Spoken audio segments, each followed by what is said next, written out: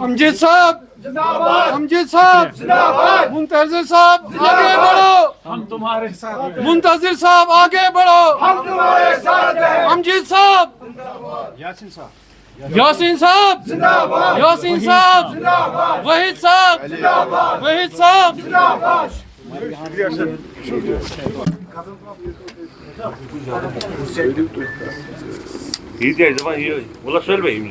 जी, वो कहते हैं कि देर आयत दुरुस्त आए।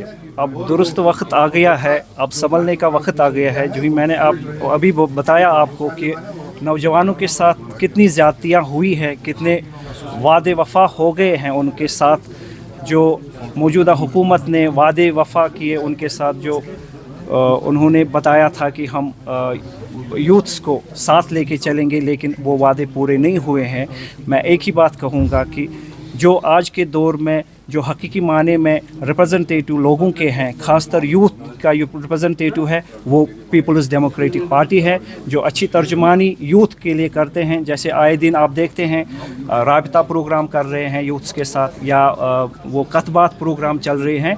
वो डायरेक्ट यही मैसेज देते हैं कि हमें यूथ्स को आगे बढ़ाना है। जब यूथ आगे बढ़ेगा तभी तो हमारा देश, तभी तो हमारे जम्मू कश्मीर आगे बढ़ेगा। Thank you sir. आज ये सईद अमजद रज़वी साहब ने जहाँ ज्वाइन किया हमारी पार्टी में, ये सोशल एक्टिविस्ट हैं, चाडोरा कॉन्स्टिट्यूंसी से ताल्लुक़ रखते हैं। मैं इनको तहे दिल से मुबारकबाद देता हूँ कि इनको ये जो हमारी पार्टी का मंशूर है, हमारी पार्टी का जो मकसद है, उसके साथ इन्होंने आज ये सोच लिया कि अगर मैं खिदमत खलक कर सकूं तो यही पार्टी वो है जो मुझे इस राह पे चलने की इजाज़त दे सकती है। तो मैं मोहब्बत जी का भी शुक्रगुज़ार हूँ, और उन्होंने मुझे हिदायत दी कि आज इनको ज्वाइन करना है। मैं यहाँ आया उनकी हिदायत पर, और आगा मुंतज़िर साहब हमारे MLA जो बड़गाम हैं, इनका भी शुक्रगुज़ार हूँ कि इनकी बदौलत इन्होंने आज हमारी पार्टी ज्वाइन की। और मुझे ये लगता है कि इनके ज्वाइन करने से चाडोरा कॉन्स्टिट्यूंसी में खुसूसी तौर हमारी पार्टी मजबूत हो जाएगी, और बिलूम J&K में ये मजबूत हो जाएगी। और मैं इनको फिर एक बार तहे दिल से शुक्रिया अदा करता हूँ, मुबारक करता हूँ, और उम्मीद यही करता हूँ कि नौजवानों की ये तर्जुमानी करेंगे और नौजवानों को आगे बढ़ने में इनका इश्तराक होगा। देखिए, मैं आपको एक बात बताऊँगा कि जो पिछला इलेक्शन हो गया 2024 में जो इलेक्शन हुआ, तो मैं ये नहीं कह सकता हूँ कि लोगों को कौन सा धोखा मिला। उस वक्त उन्होंने नेशनल कॉन्फ्रेंस को चुना, उन्होंने नेशनल कॉन्फ्रेंस को पूरा मैंडेट दिया। तो मुझे लगता है कि आज लोग पछता रहे हैं, क्योंकि जो भी लोगों ने वादे किए थे मंशूर में, जो नेशनल कॉन्फ्रेंस ने कहा था, वो वादे पूरे नहीं हुए हैं।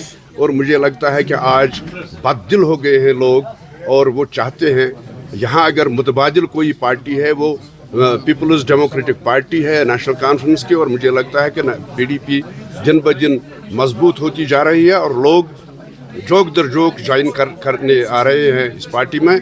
और इस पार्टी का जो मुस्तकबल है वो शानदार होगा इंशाल्लाह।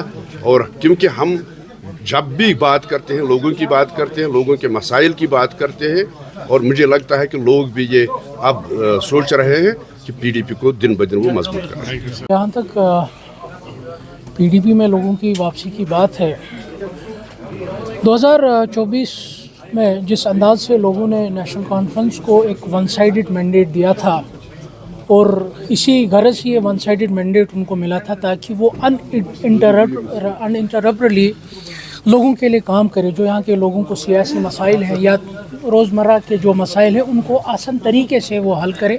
मगर जिस ऊँचेपन का मजाक नेशनल कॉन्फ्रेंस ने वज़ारत आला की कुर्सी को संभाल के देखा, ऊँचे यू टर्न नेशनल कॉन्फ्रेंस ने किया, चाहे वो यहाँ के सियासी मसाइल थे या रोज़मर्रा के जो मसाइल थे उन पर जो मजाक नेशनल कॉन्फ्रेंस में लोगों के साथ किया, तो लोगों को यही लगा कि अब वक्त आया है कि हम उस पार्टी को का दामन थाम ले जो पार्टी आसान तरीके से हमारे जज्बात और एहसासात की तर्जुमानी करे। आप देखिए जब किस तरह पीडीपी ने इस वक्त एक ज़िम्मेदार अपोजिशन का रोल निभाया, चाहे वो असेंबली में भी देखिए, असेंबली के बाहर भी देखिए। अगर हम असेंबली के अंदर बात करेंगे तो कैसे उन्होंने बहादुरी से हमारे जो कुलीग्स हैं, चाहे वो एमएलए कुपवाड़ा है, चाहे वो एमएलए पुलवामा है, उन्होंने कैसे बिजली के हवाले से कानून साजी करने की कोशिश की, या ज़मीन के तहफ़्फ़ुज़ के हवाले से कैसे उन्होंने कानून साजी करने की कोशिश की। लोगों को ये कोशिश की जो एक रोल बनता है अपोजिशन का। हालांकि हमारी जमात का इस वक्त नंबर कम है, हम ज़्यादा कुछ नहीं कर सकते, मगर आसान तरीके से हम लोगों की जो आवाज़ है वो गवर्नमेंट तक पहुंचा सकते हैं और सरकार को हम मजबूर कर सकते हैं कि उन वादे वईदों को आप ज़मीन पर उतारें। इसीलिए लोगों को लग रहा है कि, और लोगों को लग रहा है कि हमारे जो मसले मसाइल है, अगर किसी जमात को, कोई जमात है, कोई वो कलम है जो हमसे नाइंसाफ़ियाँ हुई उनको इंसाफ में तब्दील कर सकती, वो सिर्फ़ और सिर्फ कलम दवा।